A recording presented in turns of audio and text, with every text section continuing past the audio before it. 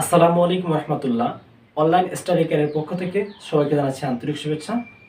আজকে আমরা আলোচনা করব নবম দশম শ্রেণীর কাজ ক্ষমতা শক্তির আমরা সর্বশেষ যে একটা টপিকস আছে যা খুবই কিন্তু ইম্পর্ট্যান্ট, সেটা হচ্ছে মূলত ক্ষমতা এবং কর্মদক্ষতা।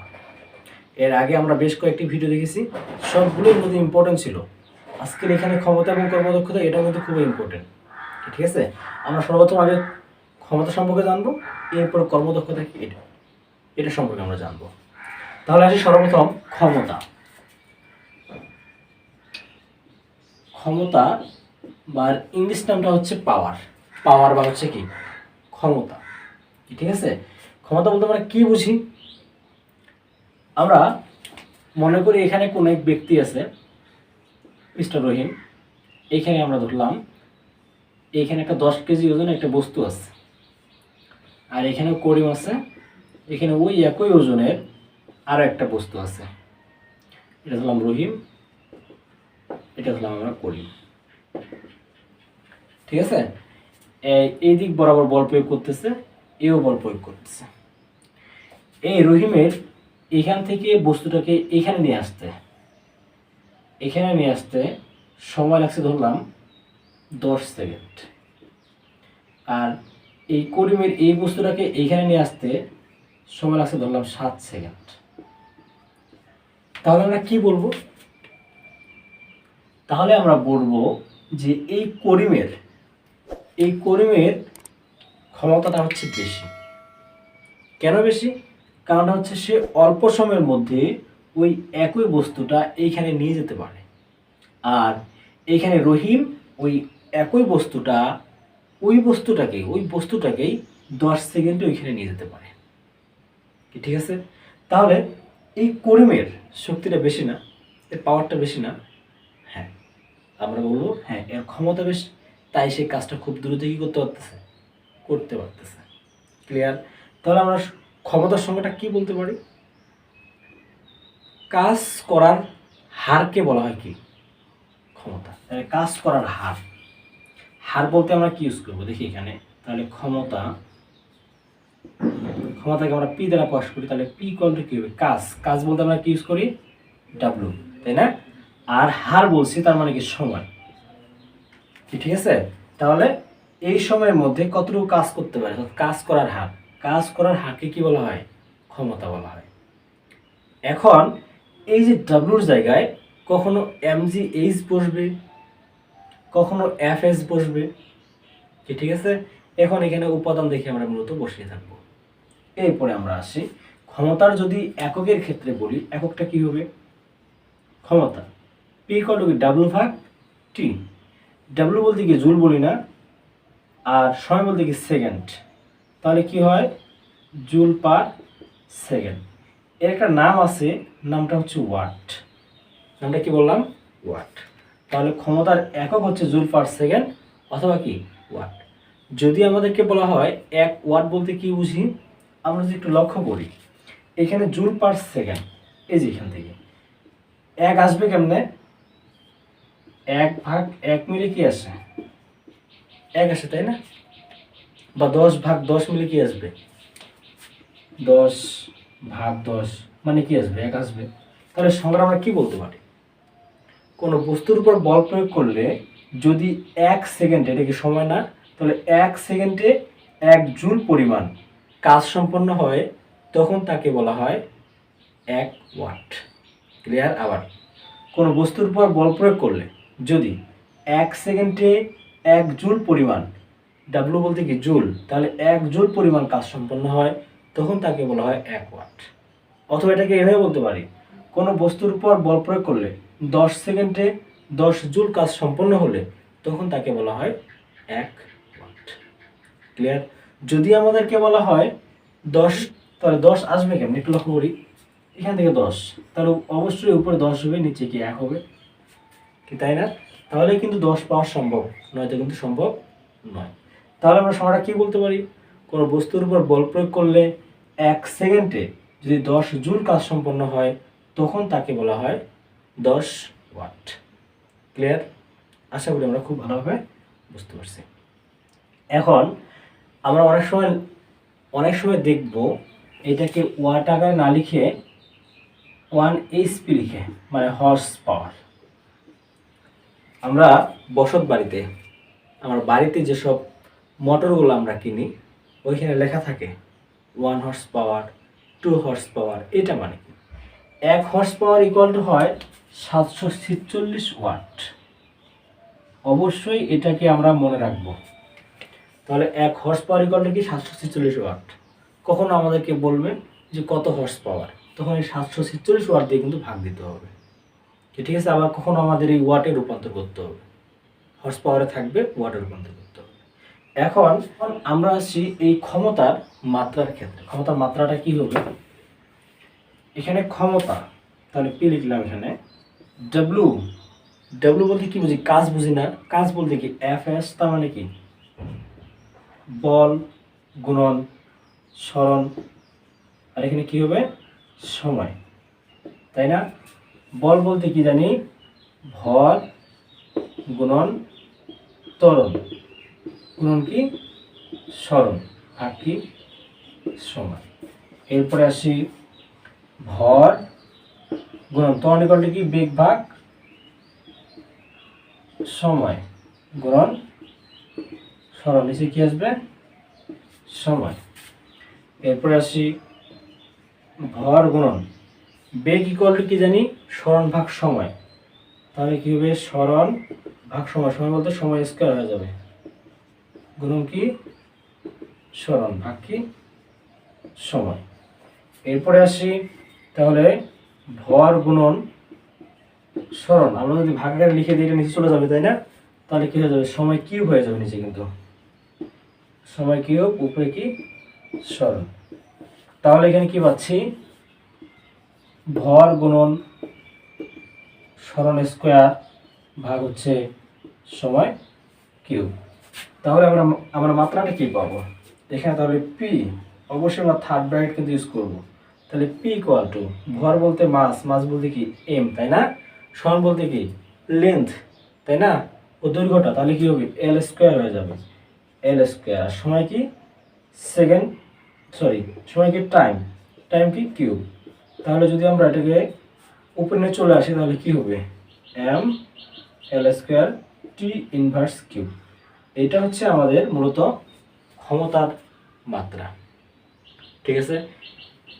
তাহলে আমাদের ক্ষমতার কিন্তু মেইন সূত্র হচ্ছে পি ইকুয়াল টু ডাব্লু ভাগ টি।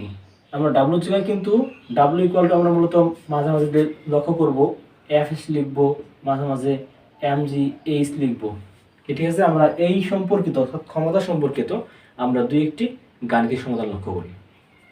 এবার আমরা আসি ক্ষমতা সম্পর্কিত কয়েকটি গাণিতিক সমাধানের ক্ষেত্রে। আমরা আসি 1 নম্বরটির ক্ষেত্রে, এখানে লিখে নিই। এখানে দেওয়া আছে 70 কেজি ভরের এক ব্যক্তি, তার মানে এম ইকুয়াল হচ্ছে কি 70 কেজি। এক ব্যক্তি 25 সেন্টিমিটার উঁচু 30টি সিঁড়ি, তাহলে আমাদের এখানে এইচ ইকুয়াল টু কি হবে 25 গুণন 30, তাহলে 0 3 5 15 5 হাতে 1, তাহলে 750 সেন্টিমিটার। এটাকে যদি আমরা মিটারে করি তাহলে কত পাবো কি 7.5 মিটার। এটা তারপর বলছে উঠাতে পারেন, তার ক্ষমতা কত। আমরা যদি একটা জিনিস লক্ষ্য করি, এটা যদি এখানে যে লোকটা হয়, এখানে মনে করলাম বাড়ি, আর এখানে আছে আমাদের সিঁড়িগুলা, এখানে সে বেয়ে উপরে উঠছে, ঠিক আছে, উপরে উঠতেছে।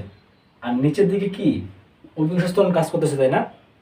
এই বস্তুর একটা ভর আছে, অভিকর্ষণ নিচে কাজ করতেছে, এর মানে কি ওর এখানে একটা ওজন কাজ করতেছে, তাই না। তাহলে এখানে এম তো আমাদের দেওয়া আছে, এখানে নিচের দিকে যেহেতু আমাদের জি আছে, তাহলে কি করব 9.8 m/2 লিখব, ঠিক আছে। এখন কি বলছে তার ক্ষমতা কত, তাহলে পি ইকুয়াল আমরা কি জানি ডাব্লিউ ভাগ টি জানি। এখন ডাব্লিউ ইকুয়াল আমরা কি জানি mgh, তাই না, mgh ভাগ টি। তাহলে এখানে এম বলতে আছে 70 কেজি, জি বলতে 9.8, এইচ বলতে 7.5। আমাদের এখানে সময় কিন্তু দেওয়া আছে 15 সেকেন্ড, সময় টি ইকুয়াল টু 15 সেকেন্ড, তাহলে ভাগ কি 15, তাহলে কত আসে। এখন তাহলে আমরা পাচ্ছি 70 গুণন 9.8 গুণন 7.5 ভাগ হচ্ছে 15। তাহলে হচ্ছে এখানে 343, তাহলে 343 ওয়াট, এটা হচ্ছে মূলত আমাদের অ্যান্সার। এবার আসে 2 নম্বরটি ক্ষেত্রে। 2 নম্বরে কি বলছে? 2 নম্বরে এখানে বলছে একটি ইঞ্জিন প্রতি ঘন্টায় এত কেজি পানি এত উপরে উঠাতে পারে। ইঞ্জিনের ক্ষমতা নির্ণয় করো। কি বলছে? প্রতি ঘন্টা, তার মানে কি 1 ঘন্টা। 1 ঘন্টায় করলে কি জানি সময় টাইম করে, তাহলে কি হবে? টাইম কত হচ্ছে 1 ঘন্টা। আমরা 1 ঘন্টায় করলে যাই 3600 সেকেন্ড, 3600 সেকেন্ড, কারণ এসে একক কিন্তু সেকেন্ড, তাই না? এটা। তারপর কি বলছে? যে এত পানি, তার মানে এম ইকুয়াল টু হচ্ছে 37,300 কেজি। 18 মিটার উপর উঠাতে পারে, তার মানে এইচ হচ্ছে 18 মিটার। ইঞ্জিনের ক্ষমতা নির্ণয় করো, তার মানে কি পি ইকুয়াল টু ওয়াট। ঠিক সেম ভাবে আমরা কি জানি? পি ইকুয়াল টু ডাব্লিউ ভাগ টি। তাহলে ডাব্লিউ বলতে আমরা কি জানি? এম জি এইচ ভাগ কি হবে? টি হবে। তাহলে এম বলতে এখানে কত? 373,009.8। এইচ বলতে হচ্ছে কি 18, টাইম হচ্ছে কি 3600 ঘন্টা। তাহলে কত আসে? 373,000 ইন্টু 9.8 ইন্টু 18 ভাগ হচ্ছে 3600, তার মানে 1827 এত ওয়াট। এটা হচ্ছে আমাদের 2 নম্বরের অ্যান্সার। এবার আমরা আসি 3 নাম্বারটি ক্ষেত্রে। 3 নাম্বার কি বলছে? 4.9 কিলোওয়াট। আমরা লিখে নিই এখানে 4.9 কিলোওয়াট। আমরা লক্ষ্য করছিলাম আমাদের ক্ষমতার একক কিন্তু ওয়াট। কিলোওয়াট দিছে, এটা 1000 দ্বারা গুণ আমাদের করতে হবে, কারণ সেটাকে কিলোওয়াটে দেওয়া আছে, তাই না? আমরা জানি 1000 ওয়াটে হয় 1 কিলোওয়াট। তাহলে এখানে কি দেওয়া আছে? পাওয়ার দেওয়া আছে, মানে পি দেওয়া আছে। P equal to 4.9 kilowatt. তাহলে কি হবে? 4.9 ইন্টু 1000 ওয়াট, তাহলে কি হবে? 39,000 ওয়াট। ঠিক আছে। এখন কি বলছে? একটি ইঞ্জিন এত লিটার পানি, তার মানে এম হচ্ছে কি 1000 লিটার। এখানে লিটার আর কেজি মূলত কিন্তু একই ধরা হয়েছে, ঠিক আছে? তাহলে এম এটা ভর, M equal to 1000 litre. M কি বলছে? 1 মিনিটে, তার মানে আমাদের টাইম ইকুয়াল টু দেওয়া আছে 1 মিনিট বলতে কি 60 সেকেন্ড, তাই না? দাঁড়ানে ছাদে উঠাতে পারে, ছাদের উচ্চতা নির্ণয় করো, তার মানে কি এইচ ইকুয়াল টু হোয়াট। আমরা কি জানি? পি ইকুয়াল টু ডাব্লিউ ভাগ টি। ডাব্লিউ বলে কি জানি? এম জি এইচ ভাগ টি, কিন্তু পি। তাহলে বা M G H equal to কি হচ্ছে? পিটি হচ্ছে, আমরা কিন্তু আর গুণ করেছি এদিক বরাবর, কি ঠিক আছে? বা তাহলে এইচ ইকুয়াল টু কি হবে? পিটি ভাগ হচ্ছে এমজি। এখানে পি বলতে কত দেওয়া আছে? 4.900। টাইমটা আমাদের কত? 60 সেকেন্ড। আর ভরটা কত? 1000, আর যেটা হচ্ছে 9.8। তাহলে বলছি 4900 ইন্টু 60 ভাগ 1000 ভাগ 9.8, এর মান হচ্ছে 30। তাহলে কি হচ্ছে? 30 মিটার। এটা হচ্ছে আমাদের মূলত অ্যান্সার। আশা করি আমরা ক্ষমতা সম্পর্কিত গাণিতিক সমস্যাগুলো আমরা বুঝতে পারছি। এবার আমরা কথা বলবো মূলত কর্মদক্ষতা নিয়ে।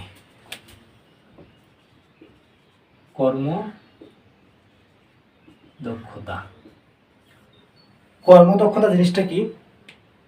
মনে করি এটা একটা ইঞ্জিন ধরলাম আমরা, এটা একটা ইঞ্জিন, ঠিক আছে? এই ইঞ্জিনে যদি আমরা কোনো কিছু প্রয়োগ করি, ধরলাম এখানে যে 200 ওয়াট 200 ওয়াট প্রয়োগ করতেছি, এই ইঞ্জিনটা এদিক বরাবর কাজ করে বের করে দিচ্ছে 100 ওয়াট। এখানে 200 ওয়াট বলতে কি বুঝতেছি আমরা, 1 সেকেন্ডে 200 জুল কাজ করতেছে। ক্লিয়ার? 1 সেকেন্ডে কতটুকু? 200 জুল। এটা আমরা ইনপুট করতেছি, আর এই সাইডে ইঞ্জিনটা বের করে দিচ্ছে 1 সেকেন্ডে 100 জুল। কি ঠিক আছে? তাহলে এই ইঞ্জিনটা কাজ কতটুকু করতেছে, এটাই হচ্ছে মূলত কর্মদক্ষতা। ঠিক আছে? তাহলে এটাকে আমরা যেহেতু ইনপুট প্রদান করতেছি, ঠিক আছে, এটাকে কি দিচ্ছি আমরা? ইনপুট দিচ্ছি না, এটা হচ্ছে কি ইনপুট, আর এটা কি আউটপুট। এই আউটপুটটা মানে কি? কার্যকর ক্ষমতা, ইঞ্জিনটা কতটুকু কাজ করতেছে, এর নামটা আমরা দিচ্ছি কার্যকর ক্ষমতা। কার্যকর ক্ষমতা, এর নাম কিন্তু লব্ধ কার্যকর ক্ষমতাও বলা যায়, বলে এটাকে, তাই না? কার্যকর ক্ষমতা বললেও সমস্যা নাই। আর এটা হচ্ছে মোট প্রদত্ত ক্ষমতা, আমরা এটাকে প্রয়োগ করতেছি, তাহলে মোট প্রদত্ত ক্ষমতা।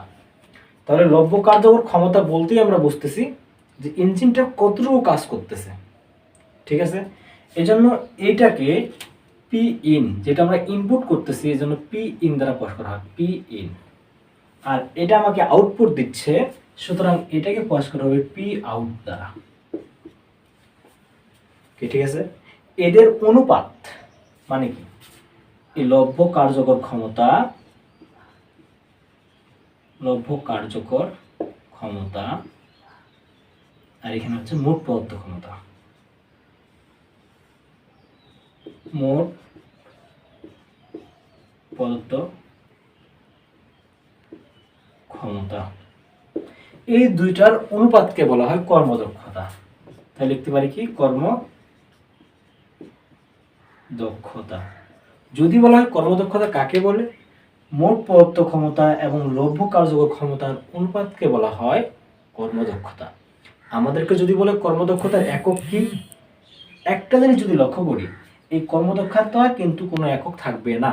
কারণটা হচ্ছে এখানেও লব্ধ কার্যকর ক্ষমতা, এটাও কি প্রদত্ত ক্ষমতা, একই রাশি, সো এর কোনো একক নেই।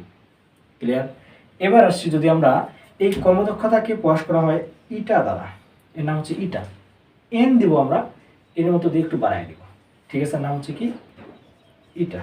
তাহলে এটা ইকুয়াল টু আমরা লিখতে পারি, এখানে কার্যকর ক্ষমতা বলতে আমরা কি প্রকাশ করছি? পি আউট দ্বারা, পি আউট, আর ইন করছি কি? P in. ক্লিয়ার? তার মানে এটা ইকুয়াল টু হচ্ছে পি আউট ভাগ কি পি ইন। অথবা এটাকে আমরা আরেকটা ভাবে করতে পারি, সেটা হচ্ছে আমাদের এইখান থেকে এই যে 200 ওয়াট ছিল, দিচ্ছি কতটুকু? 100 ওয়াট। কিছু পরিমাণ কি এই যন্ত্রটাকে খেয়ে ফেলতেছে না? এটা খেয়ে ফেলা বলতে কি, ওইখানে তার অভ্যন্তরীণ শক্তি বাড়ায়, মানে ওইখানে ব্যয় হয়, তার মানে সেটাকে আমরা বলতে পারি হারানো ক্ষমতা। ঠিক আছে? তাহলে হারানো ক্ষমতা ইকুয়াল কি লিখতে পারি? হারানো ক্ষমতা ইকুয়াল আমরা বলতে পারি মোট প্রদত্ত ক্ষমতা, মোট প্রদত্ত ক্ষমতা মাইনাস হচ্ছে লব্ধ কার্যকর ক্ষমতা, লব্ধ কার্যকর ক্ষমতা। ক্লিয়ার? ঠিক আছে? এখন এই যে এটা equal to P out P in, এটা মূলত আমরা যদি পার্সেন্টেজ আগে নিয়ে আসি, মানে শতকরা, শতকরা বলতে কি, আমরা একটা যন্ত্র যখন কাজ করবে তখন সেটাকে বলবো এটা কত পার্সেন্ট কাজ করে থাকে, 50%, 60%, 70%, তাই না? এর জন্য আমাদের হয়তো বা মনে আছে, আমরা ওই যে লাভ ক্ষতির অঙ্কগুলো যখন করতাম, তখন কিন্তু আমরা 100 টাকা কত লাভ হয় এটা আমরা কিন্তু বের করতাম, মানে শতকরা হিসাব করতাম সবসময়। ঠিক এখানেও আমাদের শতকরা হিসাব করতে হবে, আর এই শতকরার জন্য আমাদের কি করতে হবে? 100 দ্বারা গুণ করতে হবে। ক্লিয়ার? এই ছিল মূলত আমাদের কর্মদক্ষতার বেসিক আলোচনা। আমরা কর্মদক্ষতা সম্পর্কিত বিভিন্ন বোর্ডের প্রশ্ন আমরা সলভ করব।